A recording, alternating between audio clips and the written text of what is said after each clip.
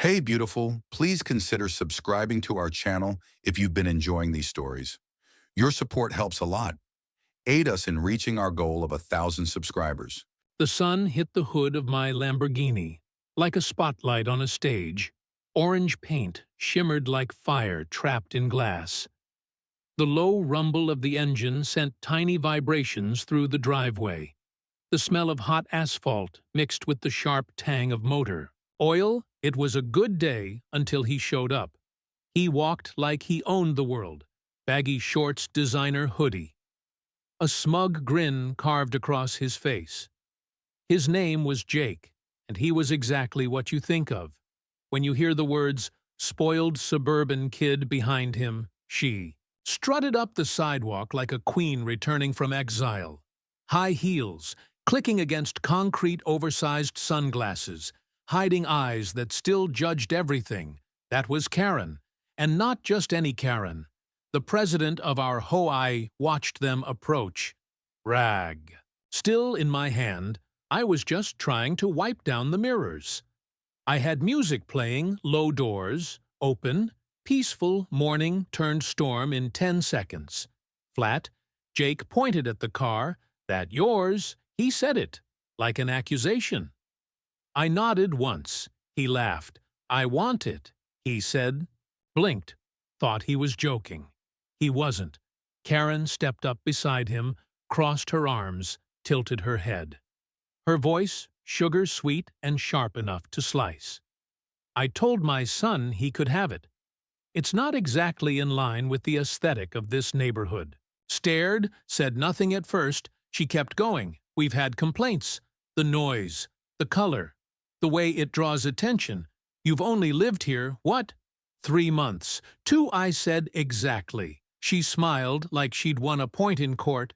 We prefer vehicles that reflect the community values, something more understated. Family-friendly. Jake leaned on the car door. I stepped forward, fast. He flinched. Good, don't touch it, I said. It's not a toy. He smirked again. Come on, man. It's not like you need it. Just sell it to me. Name your price, or better, give it to me. And I'll make sure you stop getting fines. That got my attention. Fines. Karen tapped her nails on her clipboard. Speaking of, we've issued a warning already. You'll see it in the mailbox. I looked from her to the boy and back again. Then I laughed. Out loud, sharp, dry. I've dealt with powerful people. Real power, not some HOA badge and a fake title. But this was different. She saw my laugh as weakness. I saw it as the beginning. They left with the same arrogance they arrived in. Jake snapping. Photos of the car, Karen talking into her phone. I went inside, closed the garage. The silence felt heavy. Later that evening, I checked the mailbox. White envelope. Letterhead crisp. It was real violation. Lamborghini visible from street failure to adhere to approved. Vehicle guidelines subject to daily fines of $100, starting immediately. No mention of Jake. No apology, just rules. Rules made by her for people like her. I sat at my desk. Looked out the window, watched Karen's house, across the street, Americans. Flag, gently waving. Perfect lawn plastic smiles. A week earlier, I'd met her for the first time at a neighborhood barbecue. She was all charm, all teeth. Asked what I did for a living. Told her I was in real estate. She perked up, asked if I managed rentals. Told her I owned, she said. With a tone that said, not enough. Jake had hovered near the grill, snapped his fingers at the host for a soda, called another kid poor for having a Ford. Now he was demanding my car. 2 days passed. Jake kept showing up, pacing the sidewalk, dropping hints, asking when I'd let him drive it. I told him never. He laughed like I was kidding. Karen stood across the street with her friends, watching, Then it escalated Sunday morning. I found Jake in the driver's seat, window down phone in his hand filming showing off. I pulled the door open. He jumped, nearly dropped his phone. "What the hell are you doing?" I said. He shrugged. "Mom said it's practically mine. I was just getting used to the feel." I wanted to scream. Instead, I pointed toward the sidewalk. "Out now," he left, but not before he muttered, "You'll see." That night, I went to the HOA meeting. Karen sat at the head of the table. Jake in the corner. Grinning, I raised the issue, told them about the trespassing, the threats, the entitlement. The board barely listened. Karen waved it off. "Boys will be boys," she said. One board member tried to speak up. She glared him into silence. I asked why I was being fined. Karen smiled. "Rules are rules," she said. I asked who voted. She said it was unanimous. Convenient, I walked out of that meeting, with blood in my mouth and fire in my chest. The air outside felt colder, sharper as I reached my driveway. Jake stood there, waiting so. He said, "You gonna give me the keys or what?" I stepped closer than before. "Let me make this clear," I said. "You ever touch that car again, you ever sit in it, look at it, breathe near it, you'll regret it." He didn't flinch this time. He smiled. "You're not gonna last here," he said. "People like you never do." I watched him walk away, hands in pockets, head high. He thought he'd won. He thought I was just some guy with a flashy car. He didn't know the truth. He didn't know who he was messing with. Not yet. But he would very soon. The next morning, I woke up to silence. Too quiet. My instincts stirred before my eyes even opened. I walked outside. The car was gone. The driveway sat empty. No tire marks, no broken glass. Just space. Space where fire and power used to sit. My chest went. Cold hands clenched, mind spinning. I checked the cameras, 3:30 a.m. grainy footage. A hoodie, a figure sliding into the car like it belonged to him. Jake, he hot-wired it. Drove off smooth as a whisper, his face lit up by the dashboard glow. Grinning, recording. Of course, he was recording. I called the police. The officer took my statement with a tired expression. He nodded, wrote it down. Told me it might take time. Said it sounded like a misunderstanding. I said, "The kid broke into my garage and stole a 6-figure car." He shrugged. "You know how these neighborhoods are. Kids get bored," I asked. "So if I go steal his mother's BMW, is that just boredom too?" He stopped writing. I pressed charges. Filed everything I could. By noon, the car was found, parked sloppily, outside a gas station 2 towns over. No damage keys missing. Interior reeking of cologne and fast food. I brought it home on a tow truck. Jake was in his front yard. Pretending to water grass, he waved. I didn't wave back. Karen appeared minutes later. Came stomping across the street in wedges and fury. "You made my son look like a criminal," she said. I stared at her. I didn't have to. He did that all by himself. She jabbed a finger toward me. "He's a good boy. He was just showing off. You're overreacting." Held up my phone. Played the footage. Jake's face lit in blue. Smiling as he slipped behind the wheel. Her voice wavered. "That could be anyone." I turned and walked away. Her voice followed. This isn't over, she was right. It wasn't the next day. The fines doubled, not just for the car, but for garage infractions, improper lighting, unauthorized flower pots. They were making things up now. Then came the letter violation of HOA Spirit Community. harmony, disruption, recommendation for removal. They wanted me gone. That night, I sat in the dark, watched the quiet street, listened to the sprinklers clicking in rhythm. I thought about walking away, selling, leaving. Then I remembered who I was. I wasn't just some guy with a house and a car. I was the man who sold this entire subdivision to the developers years ago. I was the man who still held titles, quietly, smartly, in trust, in holding companies. But mine, Karen didn't know, Jake didn't know. But they were living on land I had shaped with my own hand. So, I smiled and started making calls.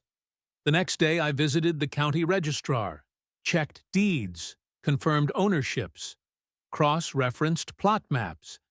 Then I drove to the city zoning office, pulled permits, found Karen's house, her yard, her fence. Then I made the call that would start the unraveling. The lawn company, they showed up at 8 sharp, took down her front hedges. The same ones she bragged about in the newsletter. She stormed outside in a robe and fury. "You can't do this," she screamed. The foreman handed her a copy of the order landowner request. Lot 59 perimeter reset property line correction. I stood on the sidewalk, coffee in hand. "You built past the legal line." I said, "Those hedges, that fountain, your pretty mailbox, all on my land." She turned purple. "You're bluffing. Check the map," I said. "Better yet, call a lawyer." She did. The hedge never returned. Jake stopped coming around for a day, then 2, then I saw him again, this time walking. No car. Karen's car was gone too, towed, impounded. She failed to pay her own violation fines. Irony tastes sweet. But it wasn't enough. Not yet. She tried to hit back, called a meeting, had the board vote to limit guests, limit vehicle sizes, ban revving ban, engine noise, ban individuality disguised as nonconformity. She was losing control and grabbing harder.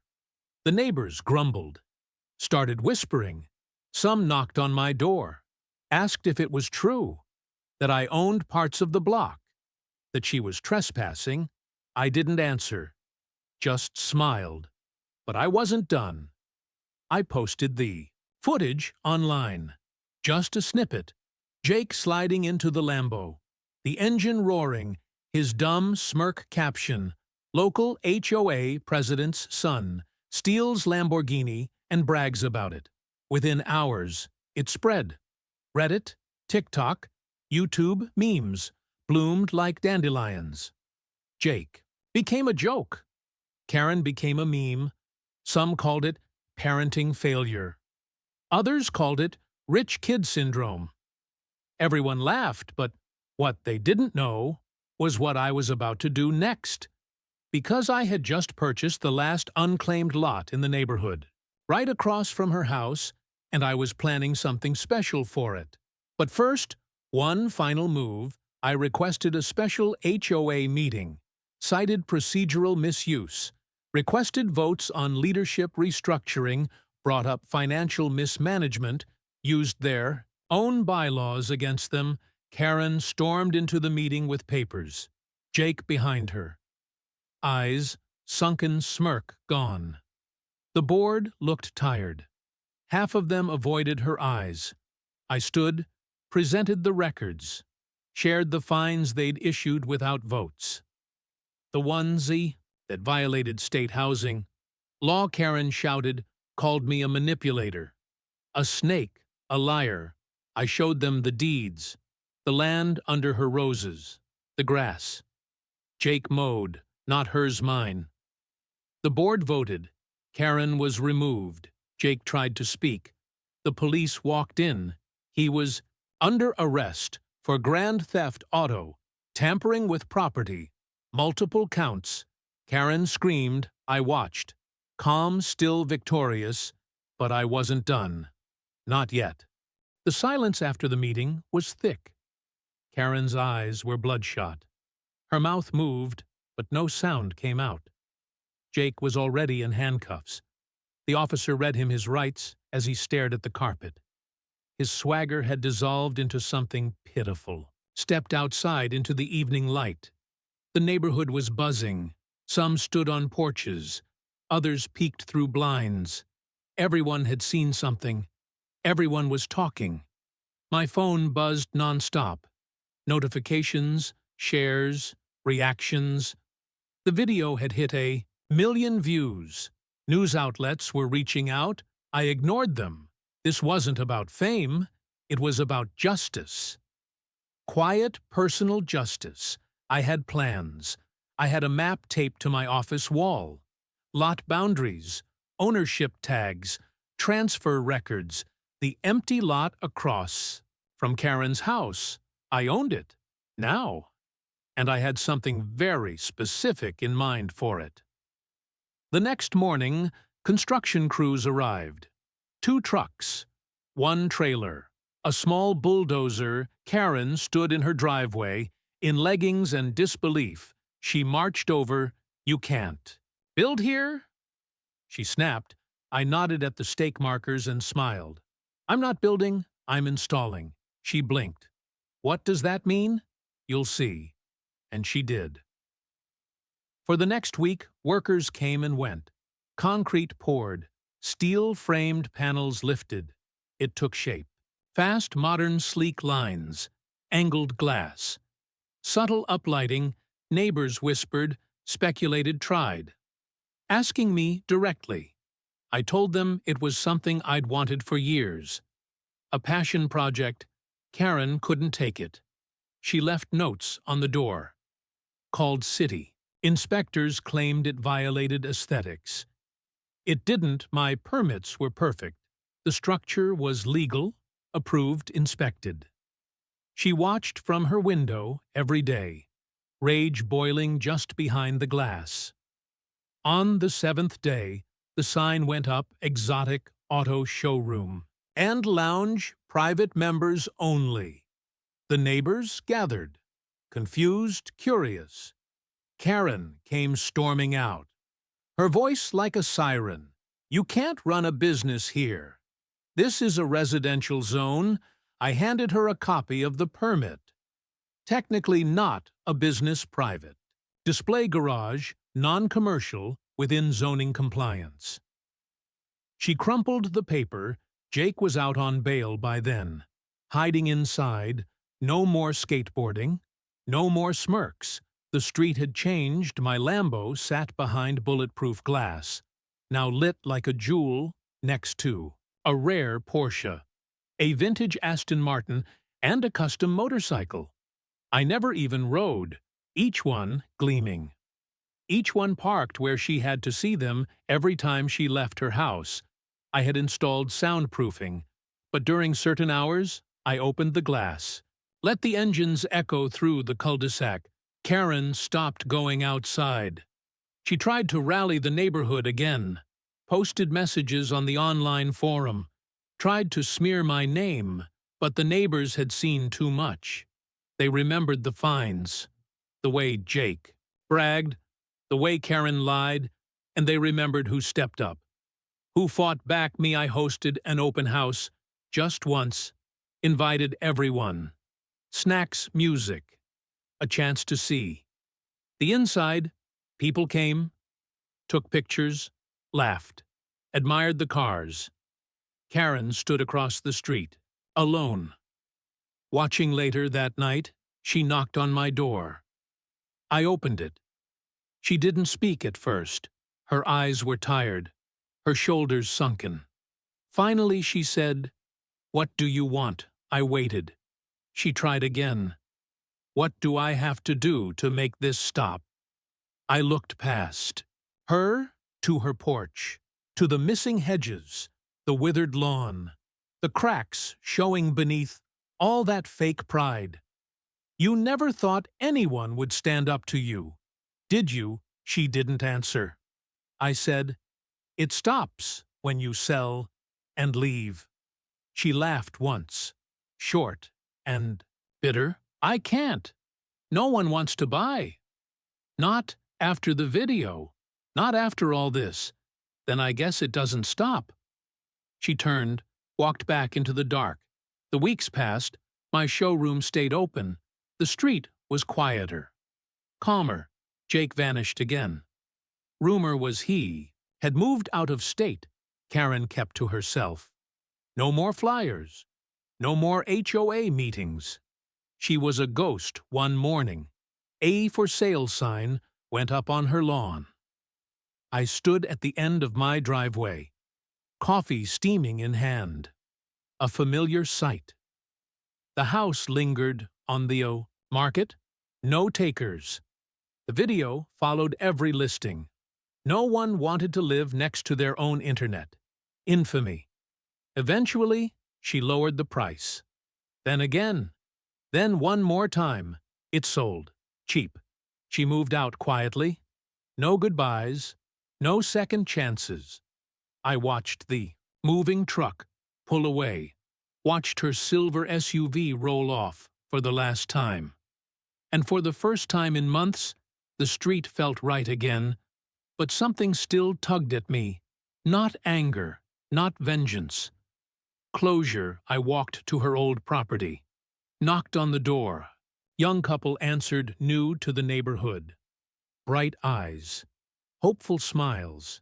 I introduced myself. Welcomed them. Told them, if they ever needed help, they knew where to find me. The husband asked, was the last owner really that bad? I smiled. You wouldn't believe me if I told you as I walked back. I looked across the street, at the showroom, at the cars, at the space I'd claimed, and I realized something. It wasn't about the car, or the fines, or even the stolen moment. It was about something deeper. Respect. Boundaries. The right to live without being trampled by arrogance. And I had won, but the game wasn't over, because the HOA still had one more card to play, and I was ready for it.